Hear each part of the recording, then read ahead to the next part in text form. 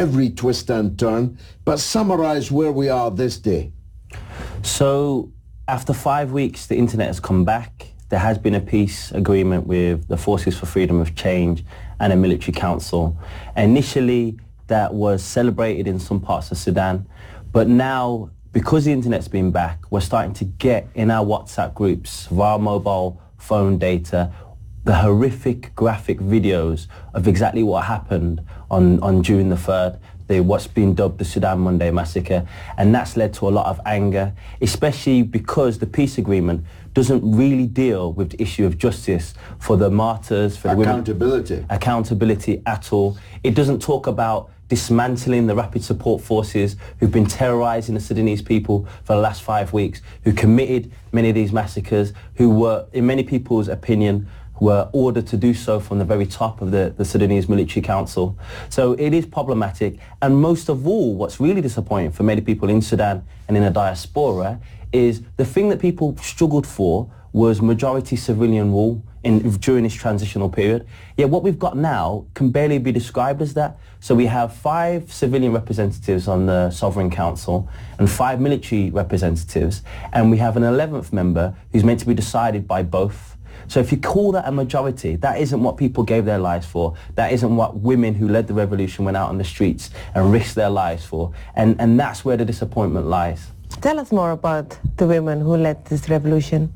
Yeah, so when the demonstrations were happening, the majority of them were women. There was obviously the very famous image of the sister on top of the car singing the song, the revolutionary songs. And the reason why women were out on the street is because women were the ones who were most repressed by the regime from what they wear, where they could go. And that's why when the Janjaweed, or the Rapid Support Forces, went out and massacred the people, they targeted the women and they said, why would a woman be out on the street at this time? They must be prostitutes. And that's why they did what they did. It's an old maneuver, isn't it?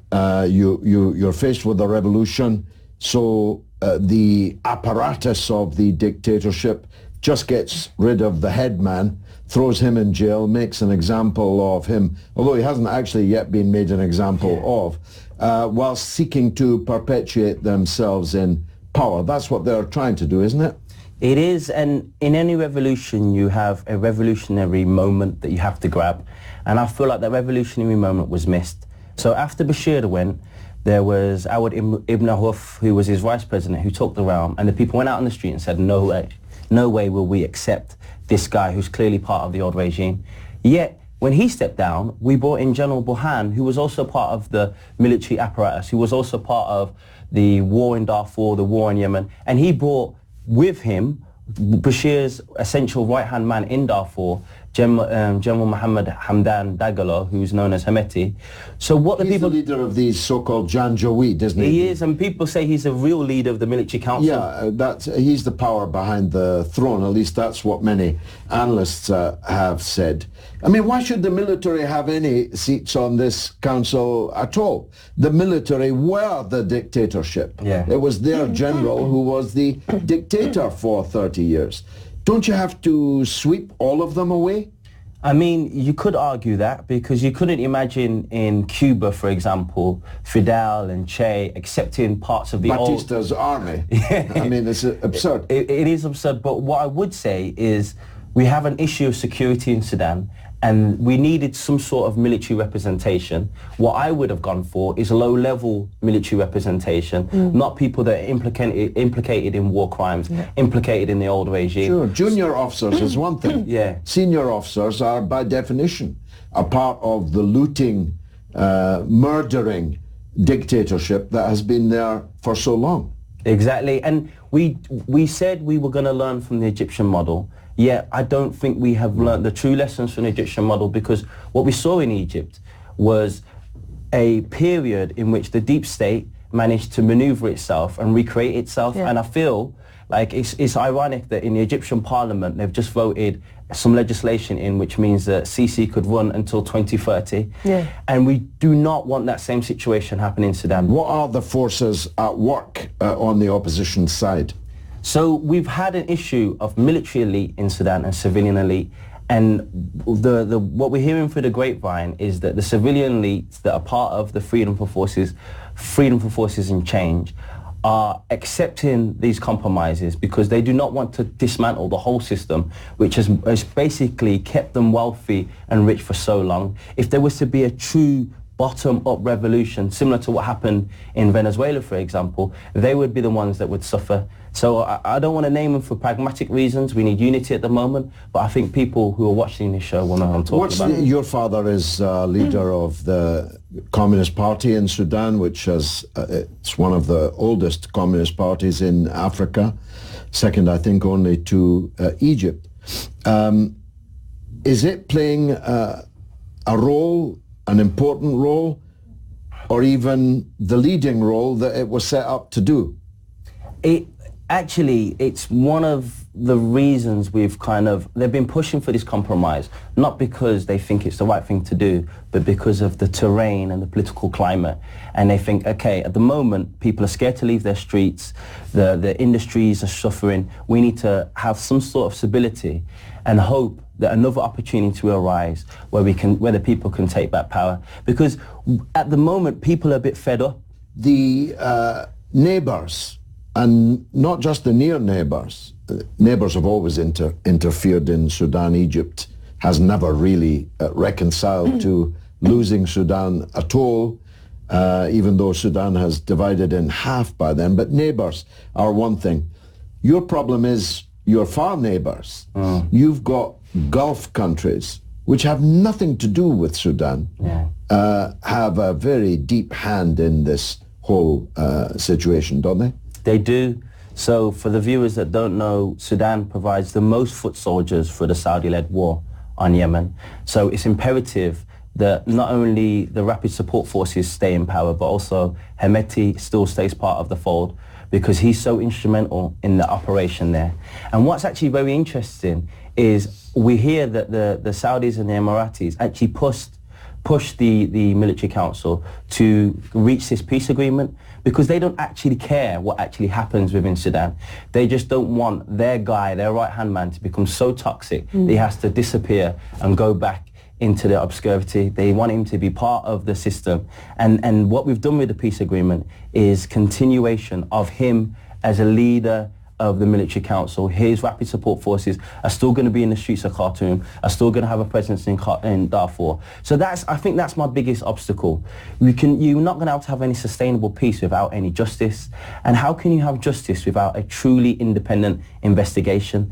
Now, they're saying they're going to have an independent investigation, but most likely that independent investigation will happen in the first 21 months, while General Burhan, will be head of the Sovereign Council. So how can you have an independent investigation? Investigating themselves. Exactly. Yeah. How can you have it? And then if there is an independent investigation, what truly meaningful impact is going to come out of it? So why is the African Union not doing it then?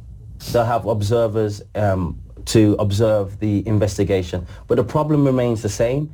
As long as the generals are in power, what's going to be implemented? What's going to be the action? Will Sudan survive as a single state? All these events I mentioned earlier, of course, South Sudan was lost entirely, which happens to be where almost all the oil is. But there are, in the remaining half of Sudan, so many ethnic and national conflict points. It's not impossible, is it, that there will be no Sudan as a single country at the end of this? The irony is this massacre has actually brought the Sudanese people together. Yeah. Because I hate to admit this, but a lot of people in Khartoum, Umdurman, Bahri, they didn't believe the stories were coming out of Darfur. They didn't believe the stories that were coming out of the Blue Nile, the Nuba Mountains. Now they've seen it firsthand. They think, okay, you was right all that time. It wasn't just a Western conspiracy. Yeah. This really did happen. These people, the Rapid Support Forces, are really capable of that. So because of that, there has so much more empathy and sympathy for the underdeveloped regions in the periphery that have been neglected, forgotten about, and completely violated in so many ways. Do they feel a calling then? They do, and actually one of the really interesting things is one of the things that Bashir tried to do early on when the revolution was happening is he tried to divide the people and say this is a Darfuri-led movement, because he wanted to play on those ethnic and religious contradictions to say, you're going to be ran by those Africans in Darfur. Yeah. Be wary. But it didn't work. So one of the revolutionary slogans is, we are all Darfur. Amazing. We will not accept this kind of divide and rule policy that he's kind of taken from the colonial handbook.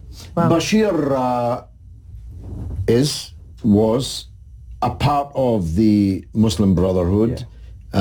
He played the religious card, the Islamization card.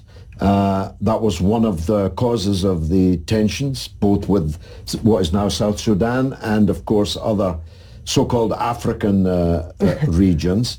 But Islam is a part of Sudan and the lives of the majority of its people. So you're going to somehow have to reconcile all these different sides to Sudan, aren't you? Yeah, but Sudan Islam existed in Sudan before 1989.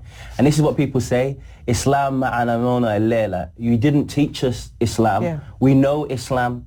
In fact, the most practiced form of Islam is the Sufi tradition, which is very different to the narrow, very strict interpretation that Omar Bashir and his cronies tried to enforce on the people. Ahmed Kaballo, and the best wishes to the people of Sudan.